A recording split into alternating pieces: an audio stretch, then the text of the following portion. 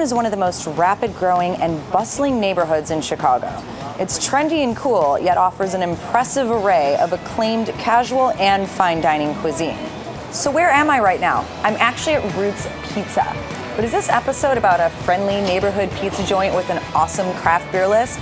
Not even close. Follow me because I've got a little surprise for you guys. So we've just walked up to Homestead on the roof.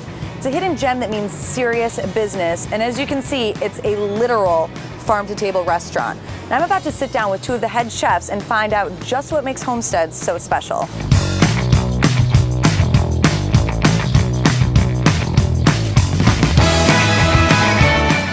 right, Chef, so you are originally from Seattle, correct? Mm-hmm. Seattle, such a cool town, but I want to know how you feel that Seattle's food scene compares to the Chicago food scene. So I've always thought that the Seattle food scene is based more around simplicity of ingredients. Really all you have to do in Seattle is take a nice piece of fish, put some citrus on it, and it's going to shine for itself. Mm-hmm. Out here in Chicago, a lot more fine dining driven. So here we are in Westtown.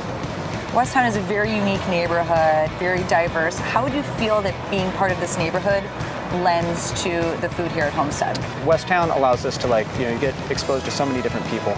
You get a lot of artists, a lot of hipsters, and then you also have the stroller crowd. So It's really nice to be able to kind of showcase what we do to all these different type of people and get a really good reaction. I think the food here at Homestead has been an evolution because we've listened to our customer base.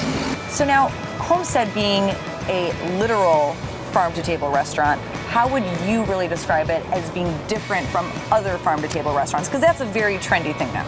Yeah, I think we're the farm-table restaurant that doesn't like being called a farm-table restaurant. Okay. You can look behind here and see that there's so much food right here that we can just pick and serve the day of. So if we want to switch a dish and there's an ingredient that looks extra ripe and beautiful, like tomatoes or eggplant, beautiful Japanese eggplant. Those are beautiful. We can off the cuff come up with an awesome dish right here and there. What signature dish you're going to make me? We are going to make a beef short rib sugo, so that's Sligo Farm short rib. Sugo, I love Sligo Farm. Sugo is basically a process of re-caramelizing the meat and deglazing and really building depth of flavor. We're going to serve that over house-made pappardelle noodles with a red onion bacon jam and saba, which is a quince syrup. Interesting. So that has a lot of different regional and ethnic flavors going on in there. But still very Midwest. So.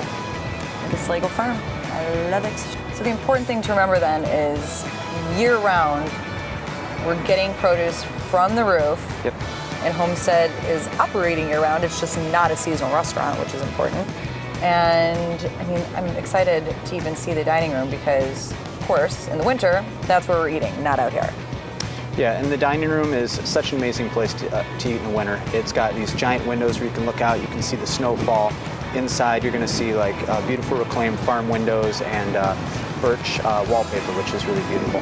Yeah, it's beautiful in there. So I'm going to grab a seat on the rooftop while we can still enjoy it here in the beginning of fall. And can't wait to see what you make me. Excellent, thank you.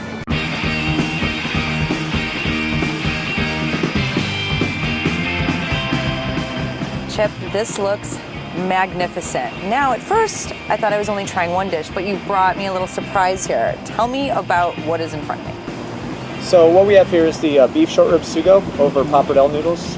There's a red onion and bacon jam. We finished with a little espresso, sherry vinegar. On top we have saba, which is a reduced quince syrup, some oxalis, and some anise hyssop flowers that are right from the garden over there. I also brought you over basically my background in a bowl, which is Penn Cove mussels, which I could actually see the farm from where I grew up in Everett, Washington. And it's served with the broth of ras al hanout, which is Arabic for head of the house, bringing that Middle Eastern flair to it. Calvados, which is a apple brandy from Normandy, France. A little bit of cream to thicken it, and then it's finished with fried chickpeas that have been seasoned with ras al hanout and apples compressed with sumi. Sublime. Absolutely delicious. Thank you so much. Thank you. It's going to take me a little while to work on this dish, but I'm going to town.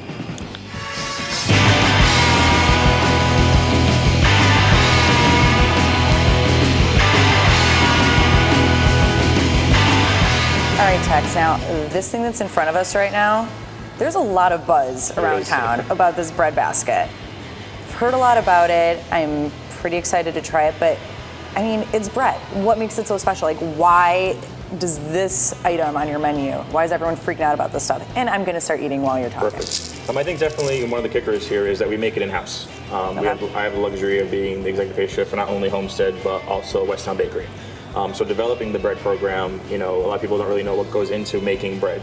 For example, the baguette takes 4 to 5 hours to make. And people think it's just a dinner roll, but if you take the time and effort. Are you serious? That takes... For this one, yeah. It takes 4 to 5 hours because you need to ferment it properly. It's basically, when you're dealing with breads, it's working with a living organism. Wow, that's so good. Different spices, and we talk about pepper. Something like the cornbread might go better with a hot sauce that we make in-house. I don't know, I like this cornbread with this honey. Different peppers from Klug Farm, Warp Farm, and we make our own hot sauce here, and we age it in the cooler a couple days. And then something like this would probably go better with the laminated brioche, which is herbs from the garden that we blend with olive oil and salt and pepper. Pretty simple. Isn't that amazing that you have that garden right there to work with? Absolutely, yeah. So you even incorporate that into your baking? Yeah. Well, what are you going to make me to try? Well, today we're going to try a pumpkin dish, not apple. So basically it's s'mores. So since I've been at Homestead, there's been a s'mores version on the menu forever. Did somebody tell you that these were like 2 of my favorite things? They did not. You read my mind, because I'm obsessed with pumpkin, especially in the fall. I mean, every girl is, right? Pumpkin spice latte. Right. But, so s'mores and pumpkin? Yep, combined to one. All right, I'm excited to try it.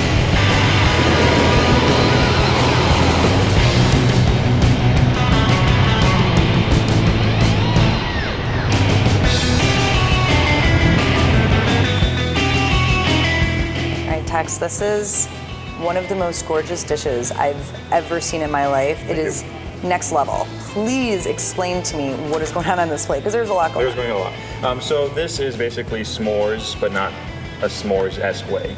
So the marshmallow is, that swipe is a cinnamon marshmallow cream. Torch, yeah. And then we have, so the chocolate part is the flexible ganache here that we spray with cocoa butter. And then we have this chocolate twig-ish, so it kind of brings in fall. It does look very fall inspired. Yes. And then the pumpkin comes a couple different ways. So you have the candied pumpkin, which is here. So we slice pumpkin super thin and then cook it in simple syrup for a couple of hours. What you just tried was a pumpkin brulee. So it's kind of like a soft, kind of like pudding-ish consistency. Wow. And then we have pumpkin sherbet, which is, there's sherbet and ice cream is there's no egg in the sherbet. And then to bring into the garden, we have sage. So we have the candied sage here, so crystallized, and then we also did a sage gel on the plate. Bravo, chef. Thank you. Amazing. Thank you. Thank you.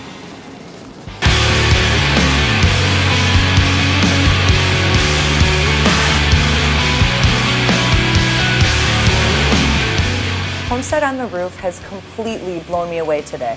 From their farm-to-table program to their art of pastry, they truly are Chicago's diamond in the rough. I cannot think of a better place to be wined and dined and have a few cocktails all 4 seasons.